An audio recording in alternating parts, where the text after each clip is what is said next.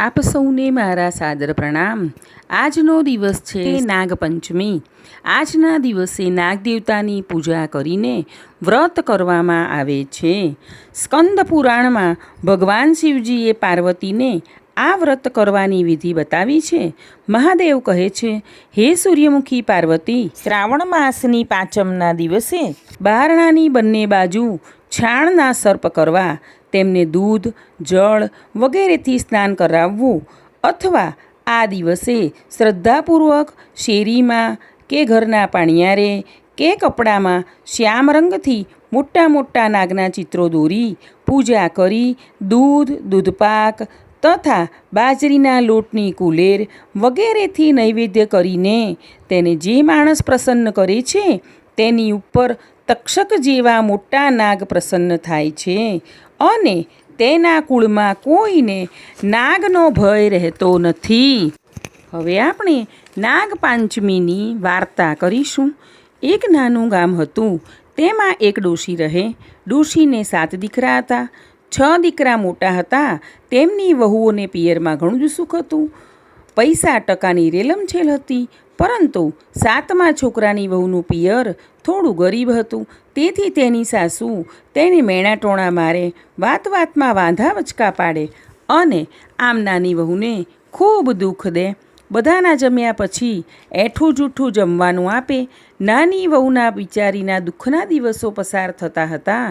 એવામાં નાની વહુને સુખનો દિવસ આવ્યો। નાની વહુ ગર્ભવતી થઈ। જેમ જેમ દિવસો પસાર થતા ગયા, નાની વહુને જુદી જુદી વસ્તુઓ ખાવાનું મન થાય, પણ કોણ ખાવા આપે? ઘરમાં બધા તેના દુશ્મન। એક દિવસ ઘરમાં દૂધપાક બનાવ્યો છે। નાની વહુને દૂધપાક ખાવાની ઈચ્છા થઈ આવી। ઘરમાં નાના મોટાએ આનંદથી દૂધપાક ખાધો, પણ નાની વહુની સામે કોઈએ જોયું નહીં। બધાએ દૂધપાક ખાઈ લીધા પછી તેના ભાગે તો વાસણનો ઠઠેરો જ આવ્યો। સાસુએ કહ્યું, ઠીબા માંજી નાખ અને તપેલીમાં બળેલા પોપડા છે તે ખાઈ લેજે।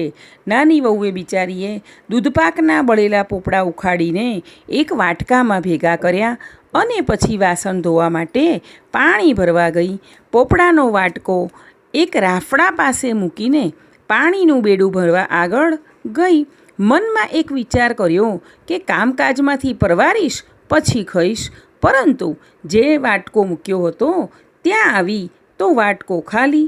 એ રાફડામાં નાગણી રહેતી હતી, તે પણ ગર્ભવતી હતી, તેથી બળેલા પોપડાની સુવાસ આવતા તેને પોપડા ખાઈ જવાની ઈચ્છા થઈ અને બહાર આવી પોપડા ખાઈ ગઈ। નાની વહુએ વાટકો ખાલી જોતા માથું કૂટ્યું અને બોલી, ઘરની બળેલી વનમાં આવી તો વનમાં પણ આગ લાગી। બળ્યું મારું નસીબ જ ફૂટેલું છે, કોને દોષ દઉં? હશે જેણે ખાધું હોય, ભગવાન તેનું પેટ ઠારજો, એવા આશીર્વાદ બોલી। રાફડામાં રહેલી નાગણી નાની વહુના આશીર્વાદ સાંભળતા જ ખુશ થતી બહાર આવી અને બોલી, બહેન, તારા બળેલા પોપડા હું ખાઈ ગઈ છું, પણ એ તો કહે, તારી એવી શું વખા પડી કે અહીંયા લાવીને તે ખાવા પડે? નાની વહુએ રડતા રડતા નાગણીને પોતાના દુઃખની બધી વાત કરી। નાની વહુની દુઃખભરી વાત સાંભળી નાગણીએ તેના ઉપર ખૂબ દયા આવી અને તેણે કહ્યું કે દીકરી, તું રડીશ નહીં, આજથી હું તારી માં છું। આજથી મને તારી માં ગણજે અને મનમાં જરાય દુઃખ લાવીશ નહીં। તારો ખોળો ભરવા અમે બંને જણા આવીશું। તું તારે ખોળો ભરવાના દિવસે કંકોત્રી મોકલાવજે। નાગણીની વાત સાંભળીને નાની વહુના આનંદનો તો પાર ન રહ્યો। દિવસો પસાર થવા લાગ્યા। પછી તો ખોળો ભરવાનો દિવસ આવ્યો।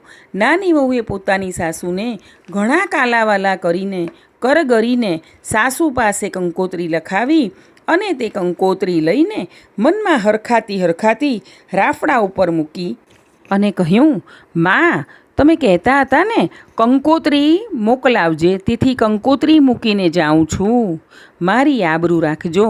એમ કહીને નાની વહુ તો પાછી પોતાના ઘરે ગઈ છે।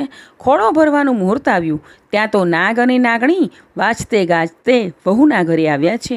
આખા ગામમાં વાત ફેલાઈ ગઈ કે નાની વહુના પિયરિયા તો બહુ પૈસાવાળા છે, કેટલું બધું લઈને ખોળો ભરવા આવ્યા છે. ખોળો ભરવાની વિધિ પૂરી થયા પછી તો સાસુને કહીને નાગ અને નાગણી નાની વહુને એમના ઘરે લઈ ગયા. સમય થતાં નાની વહુને દેવના ચક્કર જેવા પુત્રનો જન્મ થયો.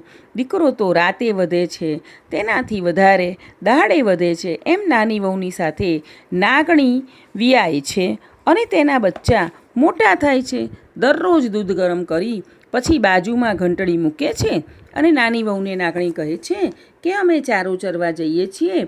દૂધ ઠંડુ થાય એટલે આ ઘંટડી વગાડજે. ઘંટડીનો અવાજ સાંભળી તારા ભાઈઓ એટલે કે નાગના બચ્ચા દૂધ પીવા આવશે. આમ દરરોજ નાની વહુ ઘંટડી વગાડે છે અને નાગણીના બચ્ચા દૂધ પીવે છે. એક દિવસ નાગ નાગણી ચારો ચરવા ગયા હોય છે. દૂધ હજી ગરમ ગરમ છે. નાની વહુ કંઈક કામમાં હોય છે અને નાની વહુનો દીકરો ભાખોડીએ ચાલતા શીખી ગયો છે.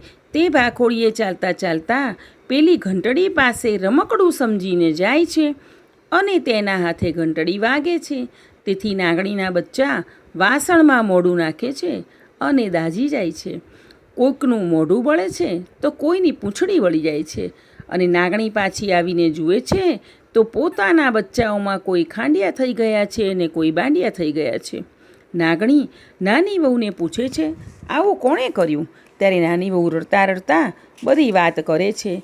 નાગ અને નાગણી નાના બાળકની ભૂલ માફ કરી દે છે, પણ નાગણીના બચ્ચા મનમાં વેર રાખે છે કે બહેન તેના સાસરે જાય પછી તેને કરડીને બદલો લઈશું. આમને આમ ઘણો સમય પસાર થાય છે. પછી નાની વહુને નાગ નાગણીએ જીયાણું કરીને તેના સાસરે વિદાય કરે છે.